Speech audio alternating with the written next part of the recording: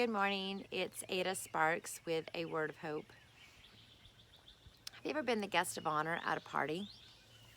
I was the guest of honor at a conference one time because I was the keynote speaker, and I was asked to sit at this head table, and I just had a complete meltdown, really. I just kind of had this little anxiety attack. I did not want to sit up there in front of all those people. And I just did not like that idea of all the pomp and circumstance of people looking at me. I didn't mind getting up in front of everyone and talking, but to sit at a head table seemed a little bit, I don't know, pompous for me. But being a guest of honor at a party, that can really bring a lot of attention to you. This morning, I was the guest of honor at a party. As a matter of fact, I was the only guest because it was a pity party. You ever have a pity party and you're the only guest? Of course, because we don't invite anybody else to our pity parties. We're the only one there, and we don't want anybody else there. And if somebody else tries to jump in and interrupt our pity party, we're like, hey,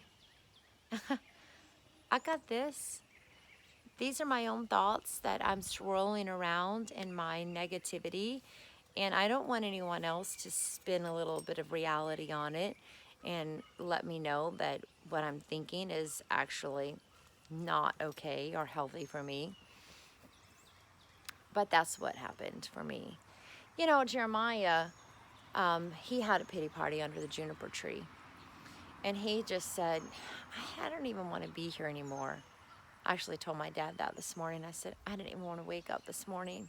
Yesterday was just such an awful day. I couldn't wait to fall asleep last night. It just felt like we just kept getting more and more bad news throughout the day. Felt like Job.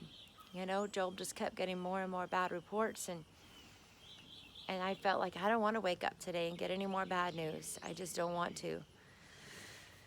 And so I just sat on my porch swing and had a little pity party. And then I had to stop and say, now, that's enough. That's enough. I used to tell my children, okay, you had your 15 minutes of cry. It's time to go wash your face and move on with life. So finally I had to tell myself the same thing. Pity party over, done. You were the guest of honor. Party is done. Time to clean up and move forward. And that's kind of what Job did. And that's what Jeremiah did. They had to end their pity parties and invite God to be the guest of honor. Who is the guest of honor at your pity party? Are you there by yourself? Are you telling God he's not invited?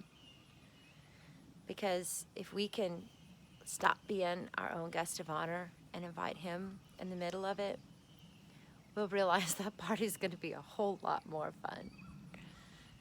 He's in control.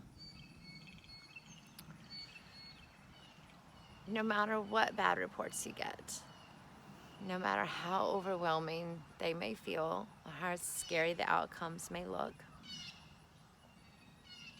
God's got us. Be wise, not afraid. I'm talking to myself right now. You can eavesdrop. God's in control. See you next week with a word of hope. God bless.